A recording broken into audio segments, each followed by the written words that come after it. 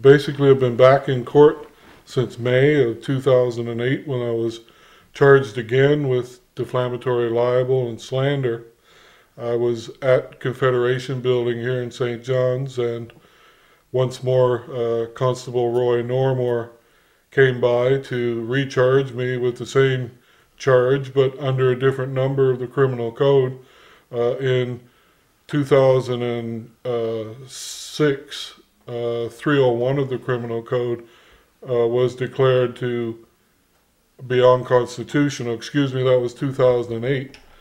And I decided when I was in Ottawa then to come back to Newfoundland and do my protest at Confederation Building, because I would have to be charged under a proper law where I would be at least innocent, and they would have to prove that I was actually intentionally lying about what I was saying and slandering someone.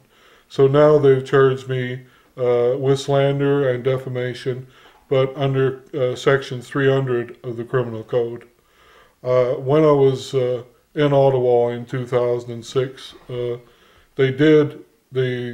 federal conservative government at that time was Vic Tays, had Rob Moore, an MP from New Brunswick, and Andrew House, a lawyer who'd worked in the Federal Justice Department, do an 8-month review of my case, 300 pages plus, that Mr. Norm Doyle, my MP, had hand delivered to them.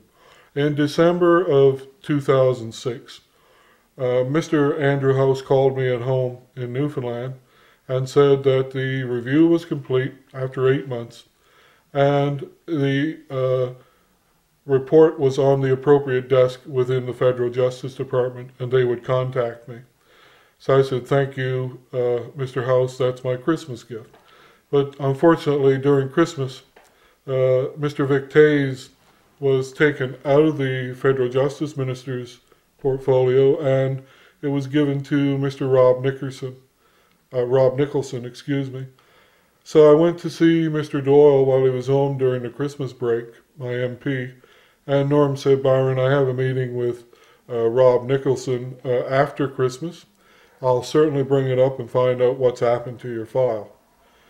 Mr. Doyle, I got to say, a politician that kept getting back to me and doing his job, called me back at the end of January in 2007, said, Mr. Nicholson has assured me that your case is still active and your file is still within the department.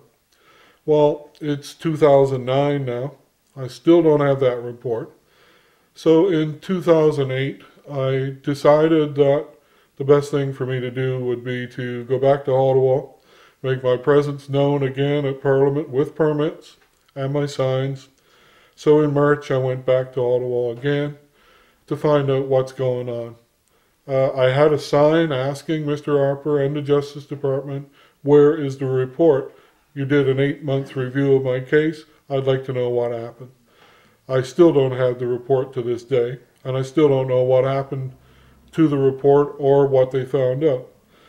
So in May of 2008, the law I was charged with here, previously 301, was found to be unconstitutional.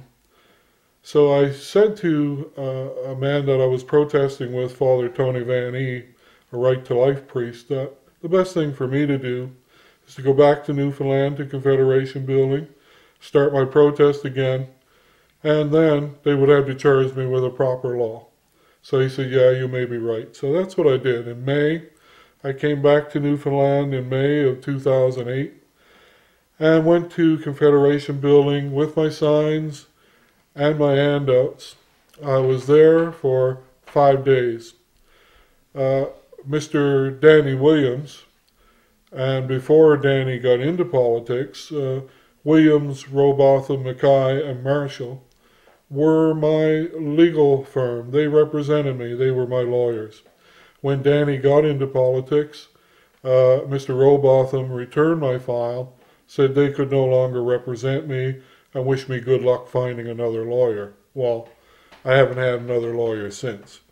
But Danny picked his phone up while I was at Confederation Building. 10 minutes later, Constable Roy Normore, again the same constabulary member, came by and charged me again with defamatory libel and slander on behalf of the Crown and T.L.E. Hickman, but under case number 300 under the Criminal Code. With that section of the Criminal Code, the onus is on the Crown to prove that I am intentionally lying and defaming someone and knowingly doing that. Well, I'm neither lying or defaming anybody. I'm telling the truth. A DNA test would prove that. Many times in court, I asked Judge David Orr if they would ask Mr. Hickman to take a DNA test. I would pay for the test. It would be no expense to anyone, and it would just take a few minutes of their time to reestablish credibility for Mr. Hickman and put credibility back into the justice system. Judge Hoare ignored my request. Instead of asking for a DNA test from the person that's accused here, Judge Hoare ordered me to take a psychiatric evaluation and an assessment from a psychiatrist that he would choose, and I would have to go see them or be arrested and be forced to do it. So I said, well, I guess I'll have to go. So they set up an assessment with Dr. David Craig at the Health Science Center.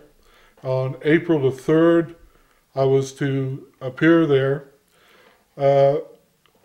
This order made me very nervous. As far as I'm concerned, that I'm about as sensible and as non-mentally defective as you can be.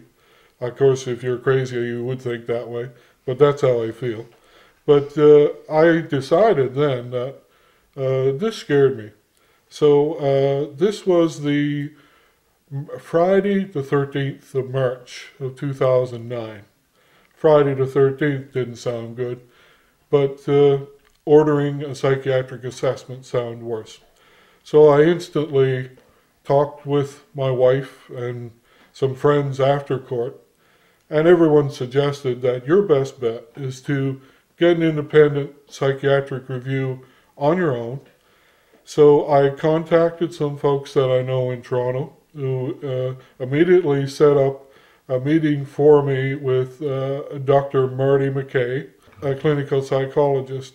And I went to Toronto on March the 18th and returned on the 19th. Wednesday was the 18th. I met with Dr. McKay, and from 2:30 till 5:30, 3 hours, she spoke with me, inquired how I was, what my situation was, and basically gave me a preliminary evaluation.